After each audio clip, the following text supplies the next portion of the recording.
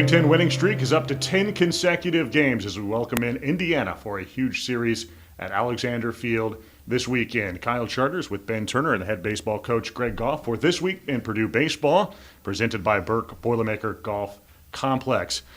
Coach, what a weekend against Northwestern up in Chicago, first at Wrigley Field, then in Evanston on the Wildcats' home field. Man, that was a real memorable one, to say the least, getting that victory on Friday night in the friendly confines and then completing the sweep against Northwestern to run the winning streak in the Big Ten to 10 consecutive games. Tie for first place now with 9 games to go in the Big Ten.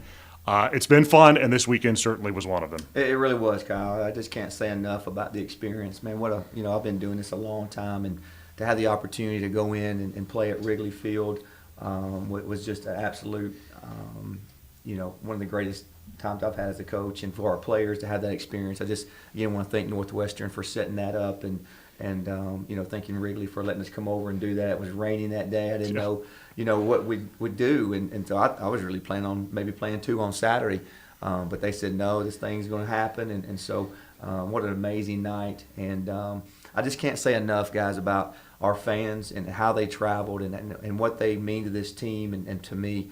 I just can't say enough about the support that they have given us.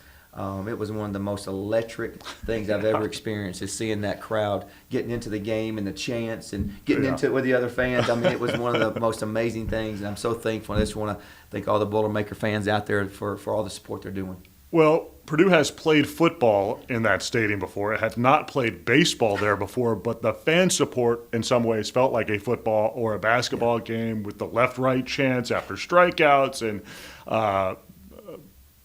messing around with the Northwestern fans, we'll put it that way, a little bit at times. But, I mean, it just turned into a perfect evening with the rain stopping about an hour before, and the sun even came out a couple of times. It actually warmed up as the game went on. But I did not anticipate the fans would be like they were. But as you said, it was awesome. It was awesome. It really was. And, I was really happy with our players as well to be able to separate. You go in there, different environment, can get kind of caught up in the moment, kind of do things more than what we have been doing. But, man, old Mike Bolton led off with a walk, which was a great at-bat, borderline pitch, still second base, and then Cam Gasser gets a big 2-strike hit, and here we go. And those two really keyed the week in many ways. I mean, man, they were hot at the top of the lineup. You outscored the opposition 20-2 over the first 3 innings. That's wild. That's playing downhill. That's downhill a mountain, basically. It is. And I mean and those two set the table in such a big way. And what you just described is exactly how they did it. On base all the time, and Gasser had a bunch of big hits as well. I mean, amazing to see what they were able to do. It really was, Ben. And again, it doesn't happen if we don't get good starting pitch. I thought Jordan and Luke and those guys did a good job, and we're able to limit those guys. But it's hard to go on the road and win, I just thought that Mike and Cameron really set the tone, not by just getting hits, but just walking and taking hit by pitches and all those types of things, and then getting on and creating some offense for us. And, you saw this weekend, we're pretty good when we're able to play downhill like that and get out front of our opponents. I'm glad you mentioned the road portion of it, because the win streak, 10 consecutive, is impressive no matter where you play those games. Right. But 7 of those 10 have been on the road. And it's the longest Big Ten win streak in the conference since Michigan in 2019. And for it to happen the way it did, when things looked a little bleak at some points, in that Columbus road trip at the end of March, I mean, it's impressive how you've turned it like this. Well, it just goes about to our players and their perseverance and who they are. They came in here last summer, as you know, and said we want to try to play for a championship and win a championship here. And they made a commitment in the summer to come back and do all those things. And we didn't get off to a good start. And I think that Sunday game at Ohio State, those guys kind of backs against the wall and knew that we needed to win that game to get some momentum going. And they showed up and just, said, hey, this is it. And from that point on, Ben, it's been pretty awesome to see. I just kind of sat back and let them go. Joe Stevens and Connor Cascanet both had big weekends, 3 homers each, both of them multi-home run games in the 2 games in Evanston. The power showed up in the Saturday-Sunday games after you had 10 singles in Wrigley Field in the victory on Friday night. But, man, those two you combine those two with Luke Gaffney, what he's done all season long. It is a diverse and really good middle of the lineup. Well, that's one of the things I challenged our team on this weekend, and that's a perfect example. To be a team that's consistent and win, 35, 40 games and those types of things, you got to be able to win different ways. And we talked about that in the fall. We try to talk about our offense, and there's going to be days when the wind's blowing out, like it was on Saturday, and we hit 6 home runs. Friday night, the wind was pretty much blowing in. It was kind of cooler night or whatever, and then we had 10 whatever singles, and and then Sunday turned right around and changed completely from Saturday. And that's what I was just so proud of. We're able to win in different ways, and to be a good baseball team, you got to be able to do those types of things, Kyle. Gaffney had another big week, especially going back to Wednesday's game as well. 6 hits, 6 RBI, 4 hits on Friday at Wrigley.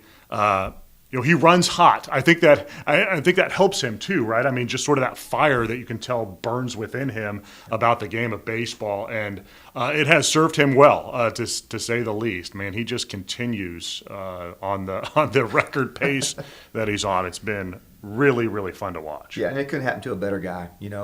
Tremendous young man that comes from a great family, and nobody works any harder than him. Yeah. Not only in his baseball, guys, but you guys are around us. I mean, when we're eating breakfast on Saturday morning or Sunday morning, what's that guy doing? That guy's over in his books. He's doing his homework. He's doing things, and nobody else is doing that except him. And I just don't think people realize the commitment and really the standard of life this guy is living and living up to. And we're just being able to see the benefits of that from all of last year's work this season. As we've talked about in the show before, Gaffney, a mechanical engineering major, has quite the impressive GPA going into the finals of his sophomore year here at Purdue. And I think he maybe had my favorite 3-0 swing I've ever seen by a Purdue baseball player Saturday. Whether or not you gave him the green light or he just has the all-time green light based on how well he's going. But, man, you get your money's worth on a line missile off the batter's eye in the opponent's park on a 3-0 pitch. Whew. Yeah. It's pretty awesome. That's hard stopping. It was, Ben. I did give him the green light. I got to, let those guys know. I just felt like I think the score was 2-0 at that time, and he's been swinging it really well. And I felt like his best pitch would be a ball right there. And so, first time in my career, I've got some guys with some doubles and some balls off. I've never had a guy hit a home run and release them on a 3-0 count. And just, man, what a beautiful swing it was. It ricocheted off that hitter's eye. It was pretty awesome. And, yeah, he was just spraying the ball all over the field in Wrigley, too. Maybe he gets 2 interviews live on BTN in one day. I mean, the kid is just living the dream, that's without a doubt. So amazing to see everything happening the way it is for him. And we don't overlook the pitching as well. You did touch on it briefly, but everybody had a moment, it seemed like, on your pitching staff, whether it's a quality start from Morales. Wagner goes out there, gives you a gutty performance on Saturday on a very hitter-friendly day. Iwinski gives you, 4 2/3 of just 2 hits. Yep. Avery Cook pitched in 3 of the 4 games. Yep. Even Cole Van Assen on Wednesday doing what he does in midweek. And let's not overlook Jackson Danley back after missing 2 weeks. Throws the first pitch, rolls it up 4-6-3. Wow. So, I mean, talk about 1 through 9 of the pitching staff, if you will, just doing whatever they can to help the team win. Pretty cool. And I you can't say enough about what Coach Newman has done for him and all of our staff since he's been here. He's made a huge positive impact on our program and our pitchers. They've really bought into throwing in the bottom of the zone. That's why we've had so many double plays. And it's hard to do that in today's world, and everybody wants to throw hard and throw up in the zone. Our guys have really bought into what he's doing for us, and it's paid a huge dividend because we can play defense. Our middle, our infield, I think, is as good as anybody in the country, to be honest with you. And what a momentum changer when we can get those double plays. Let's take a quick break. We'll come back. We'll look at the week ahead. It is a big one, to say the least, with the midweek game and the Indiana Hoosiers coming into Alexander this weekend. This is This Week in Purdue Baseball. Tee up for excitement at Ackerman Allen Course, Birck Boilermaker Golf Complex. We're officially open for the season. Hear your tee time now at PurdueGolf.com. It is finals week here at Purdue, but we will be playing a baseball game. DePaul coming in to town on Wednesday, a lower division team, but I know there's a good reason, Greg, behind playing DePaul this week. Well, Kyle, the biggest thing for me is, just kind of learn from our experiences. And I just felt like sometimes you get out of rhythm, you get out of pattern, you kind of get out of your routine with finals week. And so, we've normally gave them, a few days off and then, try to practice around that and then try to show up and play on the weekend. And so, thank goodness our administration felt like we could, play a home game. And so it's hard to find those games, but we could find DePaul, and they were willing to come in and play us. And so, for me, it's just keeping our guys consistent into a routine. We took off yesterday and then came back today and doing groups and lifting as a team and then play tomorrow and then practice on Thursday. So I just think that's been a big thing for us, and that's really why we've been able to do that, and we'll do that every year from here on out. You are a routine guy. If there's one thing to know about Gigi, he likes his routines. I like my routines. For sure. Yes. I'm not sure there's going to be a perfect answer for this question. I just think it's something that needs to get brought up because it's come into my head in recent weeks. March 31st, we mentioned that was the day that the Big Ten win streak began in Columbus. It was also the day that men's basketball won in Detroit to go to the Final Four. And watching that all unfold Friday at Wrigley, knowing that the biggest Cubs fan in the department is Matt Painter, it just felt all symmetrical in my head that it all goes back to what men's basketball was able to do, that we're all still riding that high from seeing them go to Phoenix, beat NC State in Phoenix, play for the national title, and the fans were feeding off that still, I felt like, at Wrigley on Friday. And it just feels like this spring we're all just still living the dream. Softball's on quite the run as well, and we love to see that. So just very fun times around these parts. And I know Painter was in the dugout after the ETSU win on April 20th. Yeah. And he's a friend of yours, and I just love how it's all come together like this. I mean, no doubt, Ben. I think you said it perfectly. I think what Matt and the guys did, and just our fan base and how they took to that has been really amazing, and momentum is real. It's real in sports, and I think we are continuing to follow that. Our fans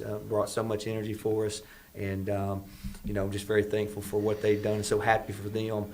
But just really thrilled at how our guys have taken that and really continued that. Not only us, but softball, and it's been a great spring so far. It's a great time to be here at Purdue, to be honest with you. I'm so thankful to be a part of it. And be able to do that. But I am good friends with Coach Painter. I do know more history in baseball than he does. He thinks he's a baseball historian, but every time I usually beat him in those things. So I hope he has an opportunity to watch this so he knows that sounds like a golf challenge. It's a challenge for sure. There you go. Yeah, we know that Coach Paint loves baseball, specifically the Cubs. I mean, that's what he does for fun all summer. And, to just have a guy of that stature at Purdue in the Big Ten, basically on our side, on baseball's side, I mean, that just feels good. It feels great. And I've been fortunate to know Matt, and just can't say enough about him, not only as a coach, he does his coaching deal, but just he's been a great friend and just a great mentor, and just a great person for me to have learned a lot about Purdue and coaching, and just really respect our friendship. Quite a stretch we have coming up. Of course, Indiana coming in this weekend. What a gigantic series it will be at Alexander Field starting on Friday night. Saturday, Sunday weather should be good. The crowds will be just awesome. At Michigan, Illinois to wrap things up. Look, you've put yourself in position to make some noise here in these last 3 weekends, and we know the competition gets more difficult, but what more would you ask for, right? I mean, the opportunity for your team is right there in front of it. No doubt, it's an exciting week for us. Our guys have continued to work hard, and the biggest thing for me is just stressing to stay in our routines and really to be, I know that's a coaching term or whatever, but really just, study for exams, finish strong with our exams and things like that. I mean, as you guys know, we had a 3.2 GPA in the fall. Like, that's important, and Haley does a tremendous job with our guys with that. But, after we get done with that, we got to focus in on DePaul tomorrow and then Indiana this weekend. We know it's a huge series. Give us a little scouting report on the Hoosiers. Well, they like to hit the long ball. Yeah, no doubt. For sure. They hit a number of home runs this past weekend at Rutgers. And so, they were one of the teams to pick to win the league, to be honest with you. They had a great season last year. And they do a really good job. They've had a lot of success in their program, but we're ready to get after these guys this weekend. Yeah, let's keep it rolling. Certainly will be a great week here at Alexander. We will be back again next week as we get ready for that road trip to Michigan. Thank you, sir. All right. It's been a great run. Let's keep it rolling. All right, that'll do it for the show for this week. For Ben Turner, Greg Goff, and Kyle Charters, this is This Week in Purdue Baseball, presented by Birck Boilermaker Golf